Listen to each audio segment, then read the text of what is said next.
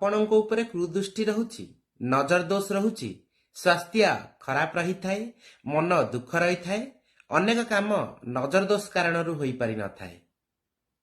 ସେଇ ନଜର ଦୋଷରୁ ମୁକ୍ତି ପାଇବା ପାଇଁ ଆପଣ କ'ଣ କରନ୍ତୁ, ମଙ୍ଗଳବାର ଦିନ ଆପଣ ବାମ ପାଦରେ ଗୋଟେ କଳା ସୂତାକୁ ବାନ୍ଧି ଦିଅନ୍ତୁ ଏବଂ 1 ମାସ ପରେ ପୁଣି ସେଇ ସୂତାକୁ ଖୋଲିକି ଆଉ ଏକ ସୂତାକୁ ଆପଣ ବାନ୍ଧିଦେବେ। ଯଦି ଛୁତିକିଆ ମୃତ୍ତିକିଆ ଏଇସବୁ ହେଉଛି, ସେ ସମୟରେ ଯେତେବେଳେ ସରିଯିବ, ଛୁତିକିଆ ମୃତ୍ତିକିଆ ସରିଯିବ, ସୂତାକୁ ଖୋଲିକି ଯେଉଁ ମଙ୍ଗଳବାର ଆସିବ, ସେଇ ମଙ୍ଗଳବାର କ'ଣ କରିବେ ନା ଆଉ ଗୋଟେ କଳା ସୂତାକୁ ଆଣିବେ, ତାକୁ ଗଙ୍ଗା ଜଳରେ ଧୋଇଦେବେ। ଧୋଇକିରି କିଛି ମନ୍ତ୍ର ପଡ଼ିବା ଦରକାର ନାହିଁ, କିଛି କରିବା ଦରକାର ନାହିଁ, ଖାଲି ବାମ ଗୋଡ଼ରେ ଆପଣ ବାନ୍ଧିଦେବେ। ଯେତେ ବି ନଜର ଦୋଷ ଅଛି, ଯାହା ବି ସବୁ ସମସ୍ୟା ଅଛି, ଆସୁଥିବା ଜୀବନରେ ଥିବା ସମସ୍ୟା ସବୁ ଆପଣଙ୍କର ଦୂରୀଭୂତ ହୋଇଯିବ ଶନିଙ୍କର କୃପାରୁ। କରନ୍ତୁ ଏହି ଉପାୟ, ରୁହନ୍ତୁ ଖୁସିରେ।